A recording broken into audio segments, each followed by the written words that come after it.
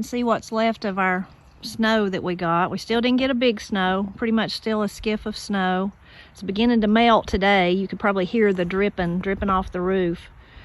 Our driveways probably will thaw out today. Since we live on the north side, the snow hangs on for longer than usual. Probably down in the valley, it's already all gone. But it'll probably melt off today because it's supposed to get up into the 50s. So early this morning, when I come out to feed the chickens and let them out, these laurel leaves were rolled up tightly, like a little rolled up piece of paper. And you can see now that the weather has warmed up during the day. It's probably, I guess, about 40, between 43 and 45, something like that. You can see they've unfurled themselves. But this morning, when it was in the low 20s, they were rolled up tight. We've had some of the coldest temperatures yet of the winter over the weekend. It's been really bitter cold. Today it's warming up. It's like 40 something outside, so today my little bit of snow that I have will soon be gone. I still didn't get my big snow. I'm still hoping for that. But it's been really cold. I like cold weather. I like all the seasons. In the summer, I like for it to be warm. In the winter, I like for it to be cold. It reminds me of one time I'd seen a friend that I hadn't seen in a long time, and it was during the winter, and it'd been really cold, and she said, "Has it been cold enough for you?" And I said, "Yeah, actually it has been. I like for it to be cold in the winter and hot in the summer. I love those different seasons." Now Matt, he loves for it to be cold. If he could live somewhere where it's cold all the time, that would suit him just fine. He can't stand the heat. The heat really bothers him, but he loves cold weather. I know, though, cold can be tough on some people, just as the heat can be too, and it makes me feel bad for them. Granny stays cold so much that even if she's sitting inside by the fire, she's still cold by the heater. So I know that it can be hard on some people. My heart really goes out to them, for sure. Whenever we have these spells of cold weather, though, in the winter, the really cold weather, when it gets bitter cold, you'll often hear people start talking about how cold it is. So over the weekend, Matt and I was thinking about that, about how cold it was, and come to mind all those sayings that you hear. So I jotted down some of them. I know that you'll probably have some too, but these are all really common in the area of Appalachia where I live. Cold as whiz. I say that one all the time. I don't know exactly what whiz is, but cold as whiz. Who knows, you know. Another one that I grew up saying, and I've wrote about it on the Blind Pig and the Acorn before, and some people were familiar with it and some people were not, is just when it's cold, we just say it's ooshy. It's ooshy. So I didn't know if that was just a family thing. I guess I thought it was, and then I read it in one of my books. And then when I wrote about it, there was a few people who said, yes, my family always said it's ooshy when it was cold, so it's ooshy. Blue cold. If it's so cold, it's blue cold. Too cold to snow. I've heard that one my whole life, and it was always a disappointment to me because I thought, oh, it's too cold to snow. That means we're not going to get any snow, because I was always hopeful for snow, even as a child. Cold as kraut. I think that one comes from when you think about the days when families had to put up so much food to make it through the winter, and usually they had crocks full of stuff like kraut, and maybe it was in the cellar. It wasn't just out in the open. Maybe it was in a back room of the house, but it stayed really cold. So if you had to stick your hand in there and get some out, or probably wasn't supposed to be sticking your hand in there to get any out. Maybe you were a little kid getting some. Anyway, but even when you got it out with a dipper or something for your family to eat, it was cold. So that's probably where cold as kraut come from. Too cold to write your name in the snow. That's the one that Matt says, kind of off color. Cold enough to freeze the nuts off of a steel bridge. It's really cold. Cold as a mother-in-law's heart, but not mine. I have a great mother-in-law. Miss Cindy's wonderful. Another kind of off-color one, cold as a witch's tit, colder than a witch's tit in a brass bra, another off-color one. Cold as gouge. This was really interesting one. It was from Clay County, North Carolina, here where I live. Someone told me about it when I was writing about it being cold on the Blind Pig and the Acorn, and they said their family always said it was cold as gouge. Cold as gouge. Cold as all get out. We use all get out in all sorts of ways, so it could also be hot as all get out. Too cold to stick your tongue to a flagpole. That's really, you never want to do that. Too cold to let the chickens out. That's funny. We've let our chickens out over this cold period the last 2 or 3 days, but between the cold and the snow, they don't like the snow, they've pretty much refused to come out. Even today, I just walked back there, and there's a few kind of underneath the house where they can stay, where the snow's not at, and under their little roof. But there's still several inside the hen house. They're not wanting to come out today for sure. It's too cold, too cold. I let them out, they just wouldn't come out. So when I think about it being cold, one of my favorite authors comes to mind, John Paris. He's got something about everything for me to talk about.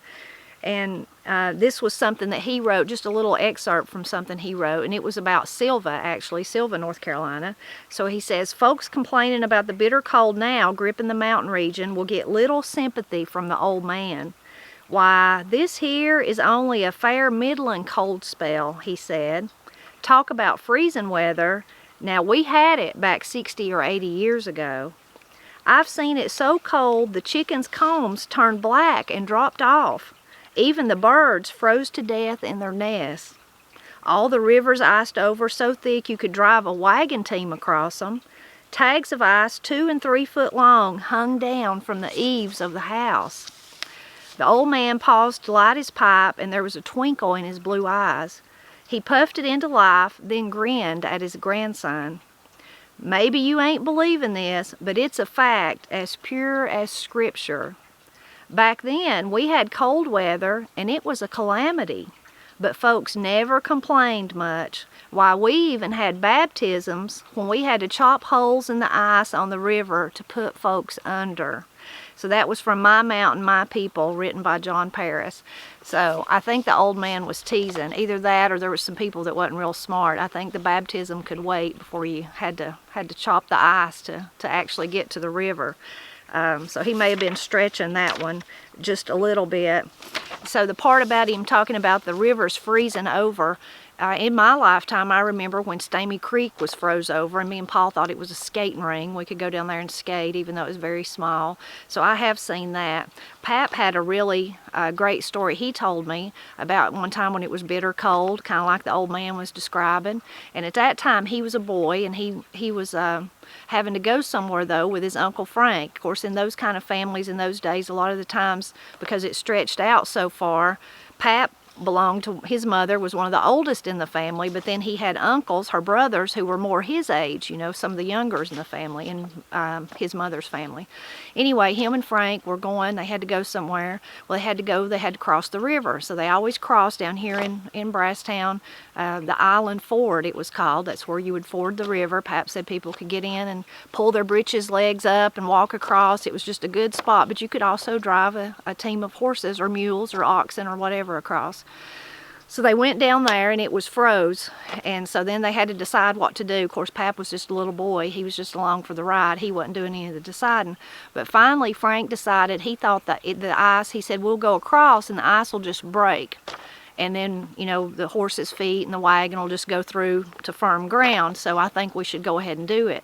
And Pap said that was a memory that would always be stuck in his mind. It did hold, it did not break, and what happened is once the mules, I think it actually was, once they started to cross with the wagon, they started slipping.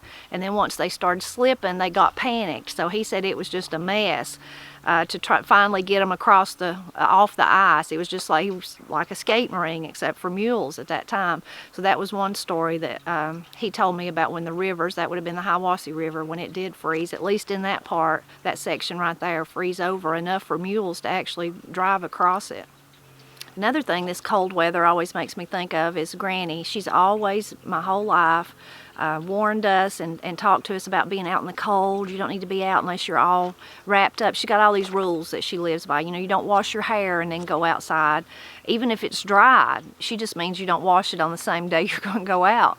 All these different rules, or you'll take cold. You may take cold. You've got to bundle up really, really good, or you may take cold. And if you've been sick, you sure don't need to go out, because then you might take a back set. So she kind of always warns us during this cold weather that we should stay in and stay warm by the fire, because we don't want to be outside where we could take cold for sure. And that reminded me of years ago when I was writing on the Blind Pig and the Acorn. Of course, I still write, and people will send me things like, have you ever heard this, or do you know about this? And this time it was a lady that had sent me, she says, I come across your blog while trying to find information on a saying that a friend and I were discussing. His family is Scottish and lived in eastern Tennessee. The term that his grandmothers used when one should not play outside in the cold and dampness, see, they were like Granny, was "you'll take the weed." Do you have any information on this particular saying? I'm trying to find out more about the origins and whether it was a common saying. Thanks for your help. So you'll take the weed. So it'd be like today if Granny told us, you can't play outside, you'll take the weed because it's cold, which I've never heard that saying at all.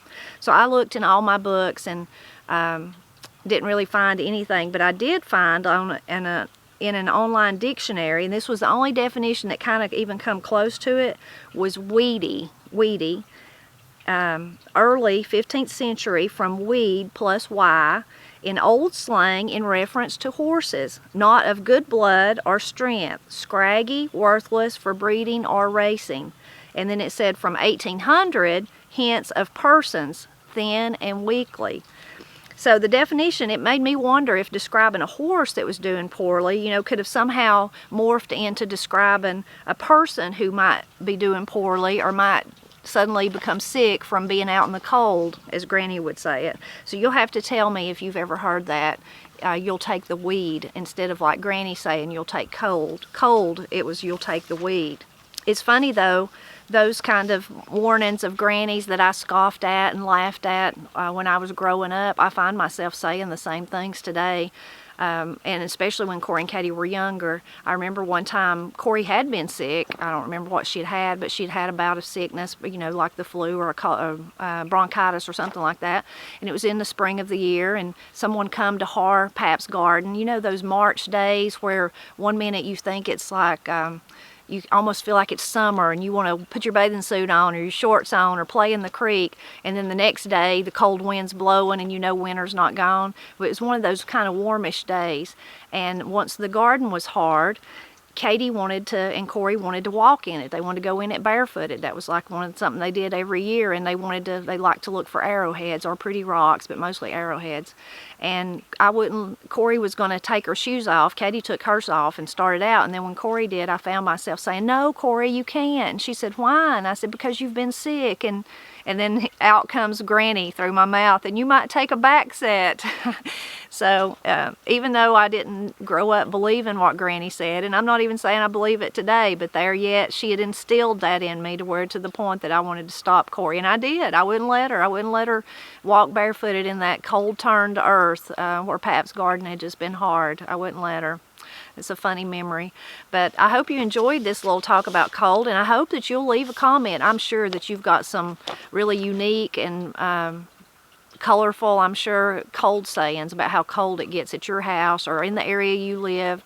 Totally different sayings. Maybe you're familiar with some of the same ones I mentioned, though. I just thought of another one, though, I don't think I mentioned, was cold as a well digger's butt. I've heard that one a lot.